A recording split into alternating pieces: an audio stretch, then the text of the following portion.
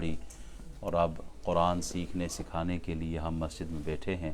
اللہ کریم ہمارا یہ عمل اپنی بارگاہ میں قبول فرمائے۔ قرآن مجید فرقان حمید کی سب سے بڑی سورت، جس کی 286 آیتیں ہیں، 40 رکوع ہے، ابتدا کرنے والے ہیں۔ اللہ کریم ہمیں حق صحیح انداز میں آپ تک پہنچانے کی توفیق عطا فرمائے۔ الف لام میم، یہ حروف مقطعات میں سے ہے۔ یہ قرآن کریم کی 29 سورتوں کے آغاز میں آئے ہیں۔ کہیں پر ایک حرف کی صورت میں ہے، جیسے قاف، نون، صاد، اور کہیں دو ہے، دو حروف اکٹھے آتے ہیں، یاسین، طٰہٰ، حامیم۔ کہیں پر 3 ایک ساتھ آتے ہیں، الف لام میم، الف لام را۔ کہیں 4 آئے ہیں، الف لام میم را، الف لام میم صاد۔ کہیں 5 ایک ساتھ آئے ہیں، کاف ہا یا عین صاد، میں نے بغیر مد کے پڑھا۔ اسی طرح حا میم عین سین قاف۔ یہ حروف مقطعات ہے، میکسیمم 5 حروف ایک ساتھ اکٹھے آئے ہیں۔ حذف کر کے تکرار کو تو جو ٹوٹل حروف بنتے ہیں وہ 14 بنتے ہیں، اور ان کا مجموعہ ہے نص حکیم قاطع لہ سر، یعنی خدائے دانا کی نص قطعی ہے اور اس میں بڑا راز ہے۔ یہ اکٹھے لکھے جاتے ہیں لیکن ان کو پڑھا الگ الگ جاتا ہے، اسی لیے اس کو قطعات مقطعات کہتے ہیں نا۔ قطع تعلق کر لیا، قطع تعلق کا مطلب کیا؟ الگ الگ ہو گئے، آپس میں کام کلام نہیں ہوتے۔ تو یہ قطع مقطعات لکھا ایک ساتھ جاتا ہے لیکن ان کو پڑھا الگ الگ جاتا ہے۔ ہمارے لیے ضروری یہ ہے کہ ان کو قرآن سمجھ کر ہمارا ان حروف پر ایمان ہے، مطلب ہمیں سمجھ نہیں ہے اس کے معنی کیا ہے، کیا مراد ہے، یہ اللہ ہی جانتا ہے اور اللہ کا حبیب جانتا ہے۔ حضرت جبریل امین یہ آیات لے کر اترے ہیں۔ آپ 3 طرح کی آیتیں لے کر آئے ہیں۔ اللہ کی طرف سے جو آیات آئی ہیں وہ ہے محکمات، متشابہات، مقطعات۔ محکمات جو بالکل کلیئر، قل هو اللہ احد، جو ظاہر ہے وہی مراد بھی ہے، ظاہری معنی جو ہے وہی مرادی معنی بھی ہے۔ اللہ ایک ہے، الحمدللہ رب العالمین، ساری خوبیاں تعریفیں اللہ کے لیے۔ جو ترجمہ ہے وہ ظاہر ہے اور وہی مراد بھی ہے۔ کچھ آیتیں ایسی ہیں کہ جو ظاہر ہے وہ مراد نہیں ہے، جیسے ید اللہ فوق ایدیہم، اللہ کا ہاتھ۔ اب اللہ کا ہاتھ ترجمے میں مراد یہاں ظاہر تو ہے لیکن مراد یہ نہیں ہے، کیونکہ جو اللہ کا ہاتھ مانے جسم کے حساب سے تو وہ تو کافر ہو جائے، مومن ہی نہ رہے۔ اللہ کو جسم و جسمانیات سے ہم پاک مانتے ہیں۔ اینما تولوا فثم وجہ اللہ، اللہ کا چہرہ۔ اب جو آیت میں ظاہر ہے وہ مراد نہیں ہے، اور جو مراد ہے وہ آیت میں ظاہر نہیں ہے، تو 2 الگ الگ چیزیں ہو گئی۔ یہ آیت متشابہات کہلاتی ہیں کہ جو ظاہری مطلب ہے مراد کچھ اور ہے، جو ترجمے میں ظاہر ہے یہ مراد نہیں ہے بلکہ مراد معنی کچھ اور ہے۔ اسی طرح مقطعات ہے، الف لام میم نون یاسین طٰہٰ، یہ ساری۔ اب یہ کیا ہے؟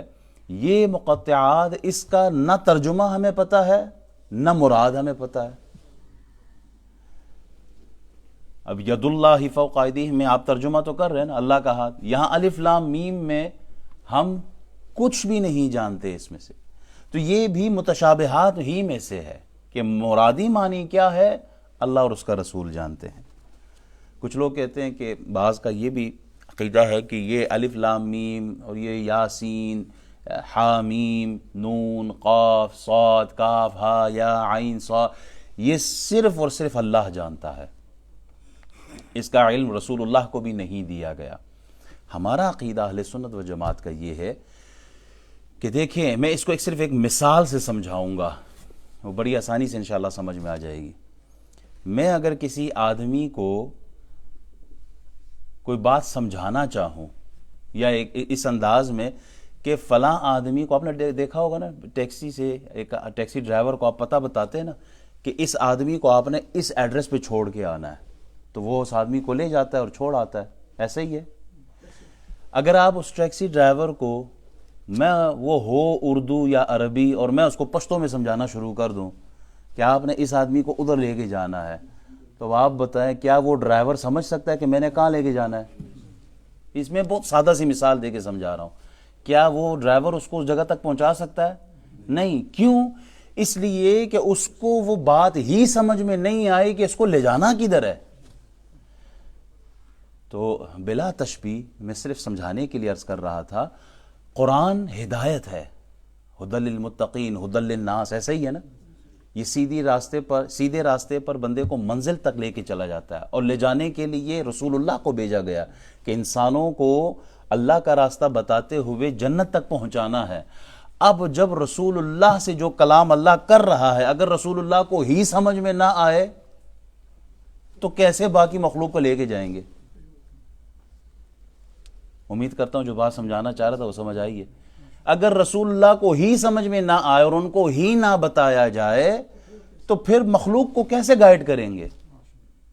الرحمن علم القرآن، رب وہ جس نے اپنے بندے کو محمد الرسول اللہ کو سارا قرآن پڑھا دیا ہے. اب جس پر قرآن کا اطلاق ہے اللہ نے ہر وہ چیز محمد الرسول اللہ کو بتا دی. اچھا، جب وحی آتی تھی نا تو رسول اللہ صلی اللہ علیہ وسلم ان الفاظ کو بار بار جلدی پڑھتے تھے یاد کرنے کے لیے. حفاظ کو دیکھا ہوگا نا، حافظ جب پڑھتے ہیں تو جو چیز وہ یاد کرتے ہیں تو اس کو بار بار پڑھتے ہیں، بار بار پڑھتے تاکہ وہ چیز یاد ہو جائے، ذہن میں آ جائے. اب قرآن کی آیتیں اترتی ہیں جیسے یا ایھا المدثر، تو حضور بار بار پڑھتے ہیں یا ایھا المدثر یا ایھا المدثر قم فانذر قم فانذر. اللہ تعالیٰ نے قرآن کی آیتیں نازل فرما دی. اب حضور کی ڈیوٹی تو ایک تو یاد کرنا ہو گیا، اور اوپر سے وحی کی وہ جو نزول کی کیفیت ہے، اس کے راز، اب وہ ساری چیزیں ازبر کرنا. تو اللہ تعالیٰ نے قرآن کی آیتیں نازل فرما دی، لا تحرک بہ لسانک لتعجل بہ ان علینا جمعہ وقرآنہ فاذا قرأناہ فاتبع قرآنہ ثم ان علینا بیانہ. محبوب وحی کو یاد کرنے میں اپنی زبان کو حرکت نہ دیں. حضور بار بار پڑھتے تھے نا یا ایھا المدثر یا ایھا المدثر قم فانذر قم فانذر. محبوب آپ بار بار زبان کو حرکت نہ دے، بے شک اس کا آپ کے سینے میں جمع کرنا اور اسے آپ کی زبان پر جاری کرنا ہمارے ذمہ کرم پر ہے. جب ہم اسے پڑھ چکے تو اسے پڑھیں، اس پڑھے ہوئے کی اتباع ہے، پھر بے شک قرآن کے معانی کا بیان ہمارے ذمہ ہے. ان علینا بیانہ، یعنی اس کے جو مطلب ہیں، جو راز ہیں، جو مفہوم ہے، جو معانی ہے، محبوب یہ آپ کو بتانا ہمارے ذمہ کرم پر ہے. تو الف لام میم اس کے معانی کیا ہے اللہ جانتا ہے، اور اللہ کے بتانے سے محمد الرسول اللہ صلی اللہ علیہ وسلم جانتے ہیں. یہ راز ہے، یہ حروف جو ہے یہ کوڈ ورڈ ہے، یہ راز ہے اللہ اور اس کے حبیب کے درمیان. جبریل امین آتے ہیں نا، کاف ہا یا عین صاد حروف مقطعات لے کے، تو پہلا حرف کہتے ہیں کاف، حضور علیہ السلام فرماتے ہیں میں سمجھ گیا. ہا میں سمجھ گیا. عین حضور یہی فرماتے ہیں. صاد تک یہی فرماتے ہیں. جبریل کہتے ہیں میں لانے والا ہوں، مجھے اس کا مطلب نہیں پتا، آپ جانتے ہیں. تو رسول اللہ صلی اللہ علیہ وسلم فرماتے ہیں یہ میرے اور میرے رب کے درمیان محبت کے راز ہیں. یہ میرے اور میرے رب کے درمیان محبت کے راز ہے. تو آیات مقطعات اللہ کے بتانے سے محمد الرسول اللہ صلی اللہ علیہ وسلم بھی جانتے ہیں. اچھا، حروف مقطعات کو قرآن میں رکھا ہی کیوں؟ جب ہمیں اس کے معنی نہیں پتہ تو پھر اعتراض ہو سکتا ہے نا. اعتراض کوئی کر سکتا ہے کہ جب اس کے معنی ہی نہیں پتہ تو پھر قرآن کے اندر کیوں رکھا ہے؟ تو علماء کرام اس کی حکمتیں بیان کرتے ہیں. ان کی حکمتوں میں سے ایک حکمت یہ ہے کہ مخلصین اور معترضین کے درمیان فرق کو واضح کرنا تھا کہ کون بغیر سمجھے اللہ کے کلام پر ایمان لے آتا ہے. کو پڑھے لکھے کچھ ایسے بھی ہوتے ہیں نا جو احکام شرع پر بھی اعتراض کرتے ہیں. وہی جی قربانی ہم کیوں کرتے ہیں، یہی پیسے غریب کو دے دیتے تو بڑا فائدہ ہوتا، کیوں؟ عقل یہی کہتی ہے. قربان کیوں، جانور کیوں قربان کرے؟ ہمیں بیچارے کو تکلیف دینے والی بات ہے۔ یہ جو کالج یونیورسٹی کے پڑھ جاتے ہیں تو پھر تھوڑے زیادہ پڑھ جاتے ہیں، حالانکہ یہ ایک ان پڑھ آدمی بھی جانتا ہے کہ رب کا حکم سب سے اوپر ہے، اللہ کا حکم سب سے اوپر ہے، چاہے حکمت سمجھ میں آئے یا نہ آئے، آپ اللہ کے حکم کو مانیں، اعتراض نہ کریں۔ اعتراض کرنے والے اور مخلصین کے درمیان فرق ہے۔ حروف مقطعات سے یہ بھی اشارہ ملتا ہے کہ قرآن کے کسی بھی حکم پر عمل کرتے ہوئے اس کی حکمت سمجھ میں آئے، ثواب سمجھ کر پورا کرے، اگر حکمت سمجھ میں نہ آئے تو بھی اس پر عمل کرنا ہے۔ ہم حج پہ جاتے ہیں، عمرے پہ جاتے ہیں، تو کپڑے اتار کر ہم وہ احرام پہن لیتے ہیں، 2 انسلے کپڑے پہن لیتے ہیں۔ اب کوئی جیسا ہو نا، کو اعتراض کرنے والا، ذہن تنقید کرنے والا، پن پوائنٹ کرٹیسائز کرنے والا، کہ یار اچھے خاصے مہنگے کپڑے پہنے ہوئے تھے، وہ اتار کے 2 چادریں پہن لی، یہ کیا بات ہے؟ سمجھ میں نہیں آئی۔ وہ یہ کعبہ ایک پتھر کا دیوار ہے، بس اس کے گرد 7 پھیرے لگاتے جاتے ہیں، یہ کیا ہے؟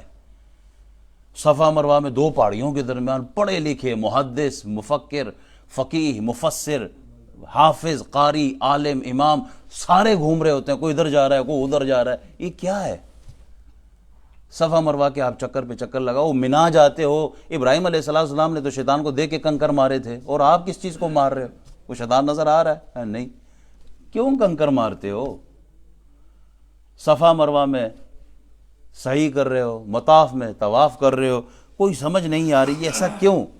تو ہم کہتے ہیں حقیقی حکمت ہماری نگاہوں سے اوجھل ہے، ہم نہیں جانتے، لیکن اللہ اور اس کے رسول کے حکم پر آنکھیں بند کر کے ایمان بالغیب ہے ہمارا، کہ اللہ نے جو فرما دیا وہ حق ہے، وہ سچ ہے، اور اسی میں حکمت رب کی طرف سے وہی جانتا ہے۔ ہم چوں چراں کیے بغیر سر جھکا کر اس کے ہر حکم کو مانتے ہیں۔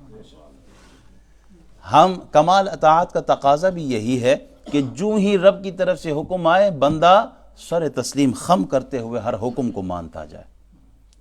ہمیں حکمت سمجھ نہ بھی آئے، ہم پھر بھی کہتے ہیں الف لام میم اللہ کا کلام ہے اور یہ قرآن ہے۔ اچھا، ایک اور اس کی ایک حکمت یہ بھی ہے کہ جبریل امین علیہ السلام کے ذریعے قرآن نازل فرمایا، مگر کچھ راز ایسے ہیں جن کا جبریل کو بھی علم نہیں ہے، جن کو جبریل بھی نہیں جانتا۔ اس سے معلوم ہوا کہ رسول اکرم صلی اللہ علیہ وسلم کے علم کی پرواز اتنی بلند ہے کہ جبریل امین علیہ السلام کا طائر خیال وہاں تک پہنچ بھی نہیں سکتا۔ اور جو لوگ یہ کہتے ہیں کہ جبریل استاد ہیں اور رسول اللہ شاگرد ہیں، یہ بھی غلط ہوا، اس لیے کہ رسول اللہ کو تو علم ہے، جبریل بے خبر ہیں۔ یہاں پر حضور تو فرماتے ہیں انا عالم ہوں، میں جانتا ہوں، اور جبریل کہے کہ مجھے اس کی خبر نہیں ہے، کیسے ہو سکتا ہے کہ استاد کو پتہ نہ ہو، شاگرد سارا کچھ جانتا ہو؟ تو رسول اللہ صلی اللہ علیہ وسلم شاگرد نہیں ہے جبریل کے، رسول اللہ صلی اللہ علیہ وسلم نے فقط علم سیکھا ہے تو اللہ سے سیکھا ہے۔ اچھا، ایک حکمت یہ بھی ہے کہ تلاوت قرآن کریم ہے کہ اس کے ایک حرف پر ایک نیکی ہے، اور اس ایک نیکی کا ثواب 10 گنا ہے۔ تو قرآن مجید میں ان حروف کو اس لیے بھی رکھا گیا کہ اس کی تلاوت کی جائے اور ثواب حاصل کیا جائے، چاہے اس کی سمجھ نہ بھی آئے تو بھی اس کی تلاوت کرنی چاہیے۔ بعض لوگ اعتراض کرتے ہیں کہ جی قرآن تو سمجھنے کے لیے آیا تھا، تو اس کو بغیر سمجھے تلاوت کرنے کا کوئی فائدہ نہیں ہے، یہ جملہ بہت بولتے ہیں، حالانکہ یہ غلط ہے، یہ غلط ہے۔ حضور فرماتے ہیں الف لام میم ایک نہیں، یہ الف الگ، لام الگ، میم الگ، اور ہر حرف پر 10 نیکیاں ہیں، یعنی اس کے تلاوت پر بھی اجر ہے۔ امام احمد بن حنبل آپ نے خواب دیکھا، خواب اگرچہ ولی کا ہی کیوں نہ ہو وہ حجت اور دلیل نہیں ہے، لیکن اس موضوع سے مناسبت کی وجہ سے میں اس کا بیان تاکہ سکون قلب حاصل ہو۔ امام غزالی اور امام ذہبی نے یہ روایت نقل کی ہے کہ امام احمد بن حنبل نے خواب دیکھا، خواب میں اللہ کا دیدار ہے۔ اچھا، یہ جو دیدار ہم کہتے ہیں نا، خواب میں غوث اعظم نے دیدار کیا، یا حضرت علی کے لیے آتا ہے کہ آپ نے دیدار کیا، یا یہاں امام احمد بن حنبل کے لیے اللہ کی ذات کو دیکھنا اس دنیا میں ناممکن ہے سوائے محمد الرسول اللہ کے۔ آپ نے اپنے سر کی آنکھوں سے معراج کی رات اللہ کو دیکھا ہے۔ باقی یہ صفات یہ تجلیات ہے، حقیقت آپ کی ذات کو کسی نے نہیں دیکھا سوائے محمد الرسول اللہ کے۔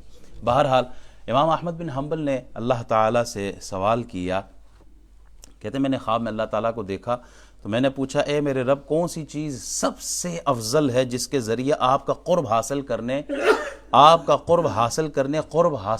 ہیں، قرب حاصل کرنے والے قرب حاصل کرتے ہیں، کون سی ایسی چیز ہے جو سب سے زیادہ افضل ہے جو آپ کا قرب حاصل کرنے والے آپ کا قرب حاصل کرتے ہیں جس سے؟ تو اللہ کریم نے ارشاد فرمایا اے احمد میرا کلام، قرآن مجید کی بات کریں، میرا کلام۔ پھر سوال کرتے ہیں، میں نے پوچھا اے رب سمجھ کر پڑھنے سے یا بغیر سمجھے؟ تو جواب آتا ہے اللہ نے فرمایا سمجھ کر ہو یا بغیر سمجھے ہو میرا قرب حاصل ہوتا ہے ان لوگوں کو۔ اگر ایک عالم دین قرآن کی تلاوت کرتا ہے، بہت بڑا عالم ہے، محدث ہے، فقیہ ہے، مفسر ہے، وہ بھی ان آیات کو پڑھتا ہے نا، الف لام میم یاسین طہ قاف صاد نون، یہ پڑھتا ہے نا، اس بڑے سے بڑے مفتی کو بھی ان حروف کے معنی نہیں پتا، اگر اس کو معنی کے پتہ ہوئے بغیر وہ قرآن کی تلاوت کر کے ثواب حاصل کر سکتا ہے، تو وہ آدمی جس نے مدرسے میں ٹائم نہیں دیا، جس نے مسجد میں ٹائم نہیں دیا، جس نے قرآن کو معانی مفہوم تفسیر اور ترجمے کے ساتھ نہیں پڑھا، وہ فقط اگر اس کی تلاوت بھی کرے اللہ اس کو بھی اجر عطا فرماتا ہے۔ اگر عالم دین کو الف لام میم کا مطلب معلوم نہیں ہے اور اس کو ثواب مل رہا ہے، تو جس نے قرآن کو مدرسے میں جا کے باقاعدہ تجوید کے ساتھ نہیں سیکھا لیکن اس کو قرآن پڑھنا آتا ہے، تو اگر وہ بھی پڑھ لیتا ہے تو اللہ اس کو بھی ثواب عطا فرماتا ہے۔ اچھا اب اس کا یہ مطلب کوئی نہ لے کہ مولوی صاحب آپ نے کہہ دیا کہ ہون پڑھنے دی لوڑ کوئی نہیں، چھٹی صرف تلاوت ہی کرو، نہ قرآن مجید فرقان حمید اس کو سمجھنا ضروری ہے، کیونکہ یہ قرآن بھیجا اسی لیے گیا کہ ہم اس کی روشنی میں اپنی زندگی گزار سکیں، اس کی تعلیمات کو اپنا کر ہم دنیا اور آخرت میں سرخرو ہو سکیں۔ افلا یتدبرون القرآن ام علی قلوب اقفالها، قرآن بھی یہی بھی تو کہتا ہے۔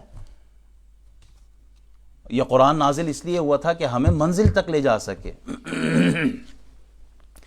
بہرحال میں جو ٹاپک تھا وہ یہ تھا کہ ان حروف کو اگر بغیر معانی بھی آپ پڑھتے ہیں تو آپ کو ثواب ریوارڈ ملے گا۔ شیخ عبد الرحمن سے کسی نے سوال کیا تھا نا کہ اس شخص کو فائدہ ہو سکتا ہے جو قرآن کی تلاوت تو کرتا ہے، یہ نہیں جانتا کہ وہ جو کچھ اس نے پڑھا ہے اس کا مطلب کیا ہے، ترجمہ کیا ہے، کوئی فائدہ ہو سکتا ہے اس کو؟ تو آپ نے آگے سے جواب دیا بالکل فائدہ ہو سکتا ہے، کیوں نہیں ہو سکتا؟ تو کہتا ہے اب اس پہ دلیل بھی دیں، کیا دلیل ہے کہ بغیر سمجھے بھی وہ اس کو فائدہ مل سکتا ہے؟ آپ نے جواب دیا آپ دوائی کھاتے ہو، دوائی کھاتے ہیں، کوئی کیپسول لیتا ہے، کوئی وہ میٹ فورمن لے رہا ہوتا ہے، کوئی مجھے باقی دوائیوں کے نام نہیں آتے، تو دوائی کھاتے ہیں نا، آپ نے دوائی کھائی، آپ اس کے انگریڈینٹس میں نہیں گئے، آپ اجزائے ترکیبی نہیں معلوم کرتے اس میں کون سی چیز کتنی ہے، اس میں گلوکوز کتنا ہے، اس میں شوگر کتنا ہے، اس میں وٹامنز کتنے، آپ نے کوئی چیز چیک نہیں کی ہے، آپ نے اٹھائی اور ڈال دی۔ اگر دوائی بغیر اجزائے ترکیبی کے جاننے کے، بغیر انگریڈینٹس کے معلوم ہونے کے آپ کے جسم کو فائدہ دے سکتے ہیں، تو قرآن کی آیتیں بغیر مفہوم کے بھی اگر آپ نہیں سمجھتے لیکن اس کا اثر آپ کے روح کو ہوتا ہے جو آپ کی روح کی بیماریوں کو دور کر دیتا ہے۔ تو قرآن کی تلاوت، ان حروف کی تلاوت، آیات بینات، آیات مقطعات، ان کی تلاوت سے بھی بڑا فائدہ۔ اور ایک فائدہ یہ بھی ہے، بعض اوقات آدمی اپنے علم پہ اتراتا ہے، شیطان اترایا تھا نا کہ میں بہت بڑی بلا ہوں، وہ بہت بڑی شے ہوں، علم تھا اس کے پاس، تو علم بعض اوقات آدمی کے اندر تکبر پیدا کر دیتا ہے۔ بہت سے ایسے لوگوں کو آپ نے دیکھا ہوگا، تھوڑا بہت اگر ان کے پاس نالج آ جائے نا تو وہ ہاتھ ملانا بھی کوئی طریقے سے ڈھنگ سے نہیں کرتے، گلے ملنا تو بہت دور کی بات ہے، وہ کہتا ہے بھائی دور ہی رہو، اپنے جگہ تھے ایسے اپنے جگہ تھے، کیوں میرے پاس تھوڑا علم آ گیا ہے۔ نہ جی، علم انسان کے اندر عاجزی پیدا کرتا ہے۔ آپ نے یہ مشہور قول سنا ہوگا نا، جس درخت پر پھل زیادہ ہو وہ جھک جاتا ہے، نہ کہ وہ اکڑ جائے۔ تو اگر علم آ گیا ہے تو علم تو انسان کے اندر عاجزی پیدا کرتا ہے، بندہ ڈاؤن ٹو ارتھ رہتا ہے، وہ اکڑتا نہیں ہے۔ تو یہاں اب چونکہ قرآن نازل ہوا تھا عربوں کے درمیان، وہ جو زبان پر فصاحت، بلاغت، شاعری، وہ کمال کے بولتے تھے، اب ان کے لیے اس زمانے میں نازل ہوا قرآن، تو وہ جو خود کو اہل زبان سمجھتے تھے، اللہ نے ان کے درمیان آیات مقطعات بھیجی، الف لام میم، تم بہت کچھ جانتے ہوگے، تم اس کے معنی نہیں جانتے. تمہارے اندر تکبر کس چیز کا ہے؟ تم عالم کہتے ہو خود کو، کچھ جاننے والے کہتے ہو. تمہارے علم کی وجہ سے جو تمہارے اندر تکبر آیا ہے، ان آیات کو پڑھو، ان آیات کے پڑھنے سے تمہارا تکبر ختم ہو جائے گا.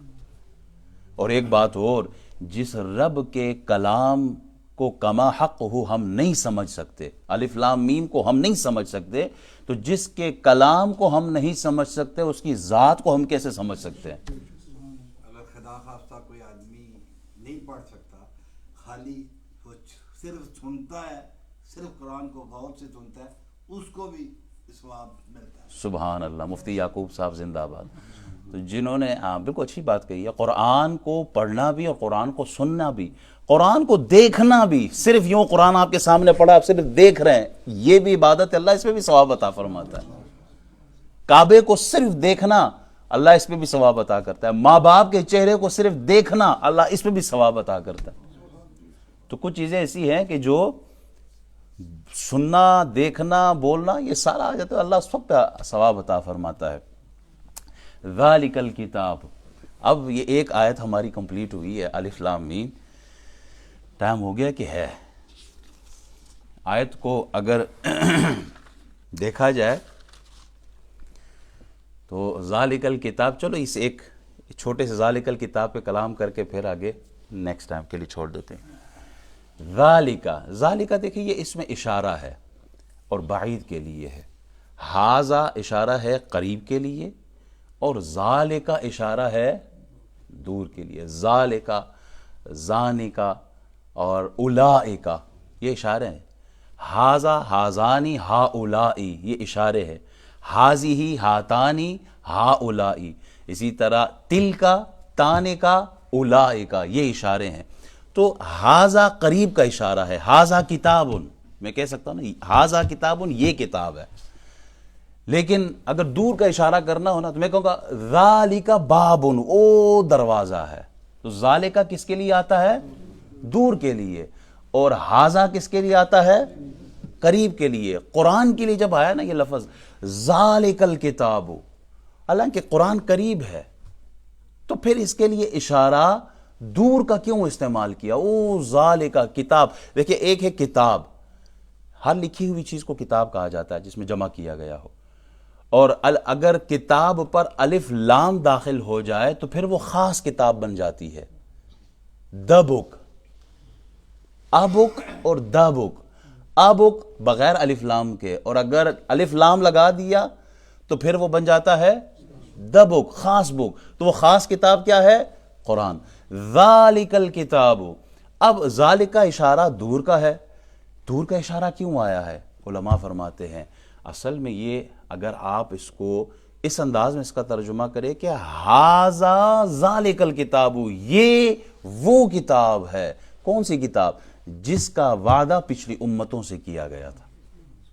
ایک دوسرا یہ کتاب کی، قرآن مجید فرقان حمید کی عظمت، اس کی بڑائی، اس کے کمال، اعجاز، علم اور حکمت اتنی بلند تر ہے، اتنی عظمت والی ہے کہ اب اس کو یہ کتاب نہیں بلکہ وہ عظمت والی کتاب، وہ بلندی، وہ شان والی کتاب، کیونکہ یہ بہت عروج اور بلندی پر ہے، یہ بہت عظمت والی کتاب ہے. اس لیے اس کو قریب کے اشارے سے نہیں بلکہ بعید، دور کے اشارے سے قریب کے معنی لیے گئے ہیں کہ یہ وہ کتاب ہے جو عظمت والی ہے، جو شان والی ہے، جو مقام والی ہے، جو عزت والی ہے. جو اس سے جڑ جائے اللہ اس کو بھی عزت عطا فرما دیتا ہے. یہ وہ کتاب ہے.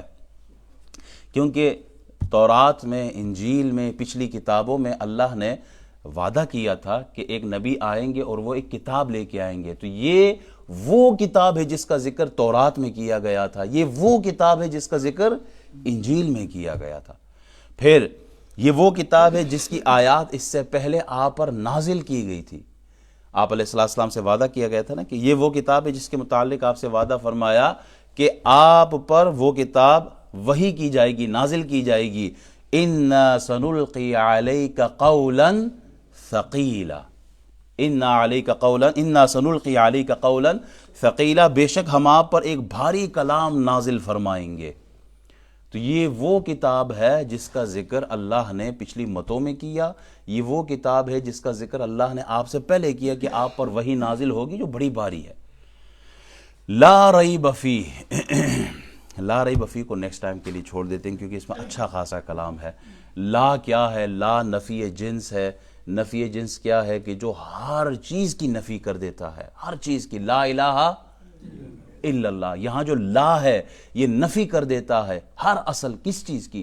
ہر اس جھوٹے خدا کی جس کی لوگ پرستش کرتے ہیں۔ لا الہ، لا نفی جنس کہتے ہیں کہ اس کے بعد والا اسم وہ نکرہ ہو، بغیر تنوین کے ہو اور منصوب ہو۔ یہ گرامر والی چیزیں ہیں، صرف انہی کو سمجھ میں آئے گی جو تھوڑا بہت گرامر جانتے ہیں کہ لا نفی جنس ہر اگر اسم ہو اس سے آگے منصوب یعنی اس کے اوپر زبر ہو، صرف زبر آئے گا لا کے بعد، اور اس کے ساتھ وہ نکرہ ہو، وہ معرفہ نہ ہو، اور اس پر تنوین نہ ہو، دو زبر دو زیر پیش کچھ بھی نہ ہو، خالص زبر ہو یعنی منصوب ہو، تنوین نہ ہو اور نکرہ ہو۔ جب یہ آئے تو اس سے پہلے کا جو لام ہوتا ہے وہ لا نفی جنس ہوتا ہے جو سب کی نفی کر دیتا ہے۔ ہم کہتے ہیں نا لا الہ، اب یہاں جو لا ہے یہ لا نفی جنس ہے۔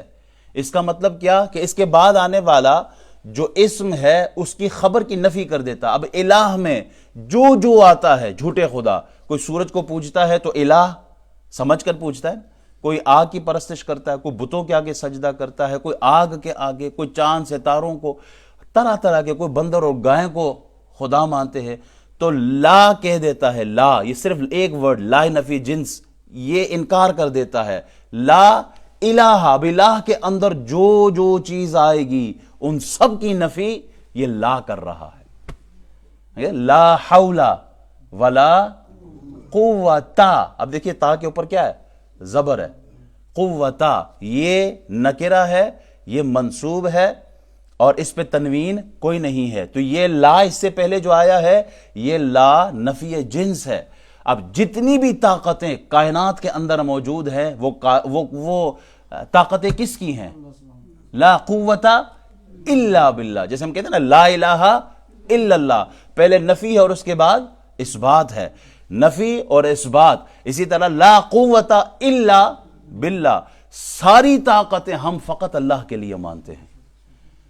اب سورہ یوسف اٹھا کے دیں گے لا تسریبا، لا تسریب علیکم اليوم، وہ وہاں بھی اسی طرح یوسف علیہ السلام نے فرمایا نا کہ کچھ بھی نہیں آج زیادتی، آج کے دن اپنے بھائیوں سے کہا تھا نا کوئی زیادتی نہیں ہے۔ اب لا آیا ہے، یہ لا جو ہے یہ لا نفی جنس ہے۔ تسریبا علیکم اليوم، کسی قسم کی زیادتی نہیں ہوگی، نہ تانا دیا جائے گا، نہ جیل میں ڈالا جائے گا، نہ قتل کیا جائے گا، نہ بے عزتی کی جائے۔ لا تسریبا علیکم اليوم، کسی بھی حوالے سے آپ کے ساتھ کوئی زیادتی نہیں ہوگی۔ یہ جو سارا مفہوم پیش کر رہا ہے یہ ایک حرف، دو حروف لام الف، لا پیش کر رہا ہے، لا بتا رہا ہے یہاں کس کس چیز کی نفی کر دی گئی ہے۔ لا اکراہ فی الدین، یہ بھی ہم پڑھتے ہیں نا آیت الکرسی پڑھنے کے بعد، لا اکراہ فی الدین، اکراہ، اب دیکھیں نہ تنوین ہے اور یہاں منصوب ہے اور پھر نکرہ ہے، کوئی زبردستی نہیں ہے دین کے اندر کسی کو۔ آپ اب اس کے معنی کیا ہے؟ زبردستی کس حوالے سے؟ نہ آپ لالچ دے سکتے ہو کسی کو مسلمان کرنے کے لیے کہ پیسہ دے دوں گا بس صرف کلمہ پڑھ لے، نہیں، کلمہ تو دل سے پڑھا جاتا ہے۔ مال غنیمت کے لیے منافقین نے کلمہ پڑھا تھا نا کہ مال غنیمت ملا کرے گا تو چلو کلمہ پڑھ لے۔ کسی کے اوپر گن پوائنٹ پہ آپ کسی کو کلمہ پڑھ لو مسلمان ہو جاؤ، چھوڑ دوں گا ورنہ مار دوں گا، نہیں، دین شریعت یہ پسند نہیں کرتی ہے۔ مسلمان ہونا ہے تو دل سے ہونا ہے۔ لا اکراہ فی الدین، اب یہ لا بتا رہا ہے کہ کسی بھی قسم کی زبردستی کسی پہ نہیں چلائی جا سکتی۔ لا تسریب علیکم اليوم، کوئی کسی کو، حضرت یوسف علیہ السلام کے بھائیوں کو کوئی ملامت نہیں ہے، کوئی ملامت نہیں کیا جائے گا۔ اسی طرح لا ریب، کوئی شک نہیں ہے، کوئی شبہ نہیں ہے، لا ریب فیہ، اس کے اندر، قرآن کے اندر کوئی شک اور شبہ نہیں ہے۔ اب یہ شک کس چیز کا؟ دیکھیں ظہر کے وقت اگر سورج اپنی کرنیں بکھیر رہا ہے اور کوئی شخص یہ کہے کہ جی باہر روشنی ہے، رات کا ٹائم ہے، تو آدمی کہے گا کہ کوئی شک کی گنجائش نہیں رہتی جب آپ خود کہہ رہے ہو کہ باہر ظہر کا وقت ہے، روشنی ہے، تو رات کیسے ہو سکتی ہے؟ اسی طرح جب لا ریب فیہ جب آپ پڑھتے ہیں، قرآن کریم کی تلاوت کرتے ہیں، الف لام میم ذالک الکتاب، یہ وہ کتاب ہے لا ریب فیہ کہ اس کے اندر شک نہیں ہے. کیوں؟ اس لیے کہ بھیجنے والا کون ہے؟ اللہ کی ذات ہے. تو بھیجنے والے میں شک نہیں، لانے والے میں شک نہیں. یہ نہیں کہہ سکتے کہ جی جبریل امین پر وہی آئی تھی، اللہ نے کہا تھا حضرت علی کو دے کے آنا، اور جبریل امین سے غلطی ہو گئی، وہ محمد رسول اللہ کے پاس سے لے گئے. کیونکہ ایسے لوگوں کا بھی عقیدہ موجود ہے. اس پہ انشاءاللہ کلام لا ریب فیہ پہ ہی کلام ہوگا اگلے درس میں. اللہم